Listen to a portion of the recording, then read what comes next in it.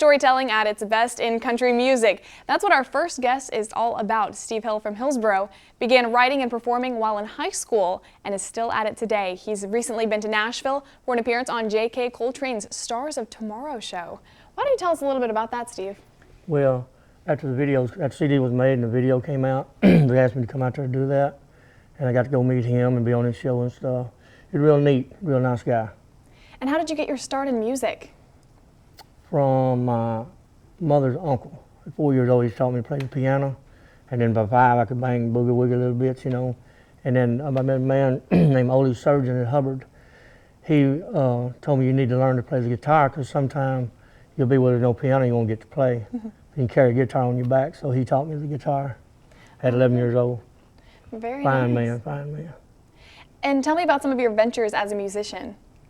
Well, been a lot of miles back and forth to Nashville, you know, and then playing everywhere you could play and stuff. It's pretty hard to do sometimes after you worked all day and then you go play at night. But it's a lot of fun. I love it for that. Tell me about some of your adventures in Nashville. Anything big that you did out there? No, I just met a lot of folks, you know, and shook hands a lot. Arm kind of sore. And you created a CD in Nashville, correct? Mm-hmm. I did it at home before my dad died. He was chief police at Hubbard for 20 years.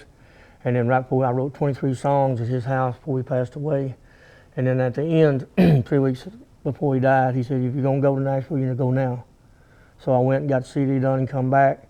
And we waited on the CD, the master, to come in the mail, UPS, for 3 weeks and it never came. Excuse me, finally the day it came at 9 that morning and then he passed away at 12. Oh my gosh. He never got to hear the CD.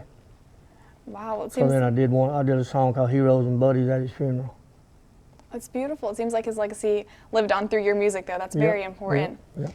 And tell me a little bit about your experience at the Grand Ole Opry. Well, a lot of folks. It's nice. A lot of folks, you know, you think it's just all TV, but it's a lot of backstage stuff to go with it, you know. Nice.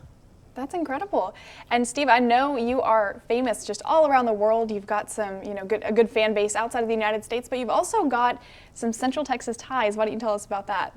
Well, you know, being born and raised in Hubbard, and met a lot of people, you know, good friends, just good old home people.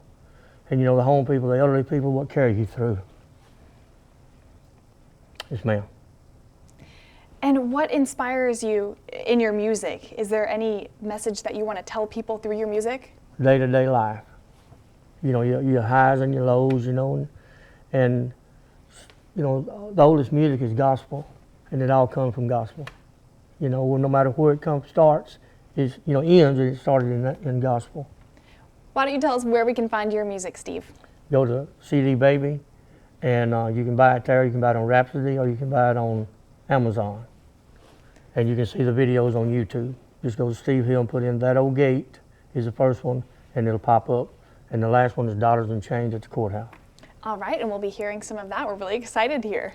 Thanks. Well, when we come back, Steve will play for us.